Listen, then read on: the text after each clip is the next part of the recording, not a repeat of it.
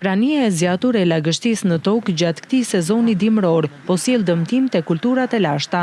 Në kushtet e temperaturave të ulta dhe rreshjeve të shumta të kësaj periudhe dimrore, specialistët e qendrës së transferimit të teknologjive bujqësore në Korçë po ndjekin nga afër provat eksperimentale me kultivar të rinj të Elbi Distik për të vlerësuar gjendjen e bimëve gjatë fazës së dimrimit, periudhë e rëndësishme për zhvillimin e mëtejshëm të kulturës. Nga kontrolli që kemi ushtruar në parcelet e qendrës transferimit teknologjie bujqësore Korçë, kemi konstatuar që kemi deme të mëdha, jo vetëm në Elb, por edhe në Grur, pavarësisht se kemi marrë masa për kullimet, kemi 1.5 deri në 2 hektarë, domethënë të cilët janë të përmbytura, të cilat janë të dëmtuara totalisht. Rreth 50 hektarë që kemi mbjellë, 30 hektarë me Grur dhe 20 hektarë me Elb, rreth 5% që jetë dëmtuar nga lagështia. Kuqo thekson se përmirësimi i kullimit të tokave mbetet masa më e rëndësishme për mbrojtjen e bimëve dhe ruajtjen e prodhimit. Teprica e ujit sjell pasoja të mëdha tek bimët, sepse rrenjët mbeten në sipërfaqe, ulet koeficienti i shfrytëzimit të plerave, bimët mbeten të dobta, prishet aktiviteti mikrobiologjik, prishet dhe struktura e tokës, gjë që na sjell deme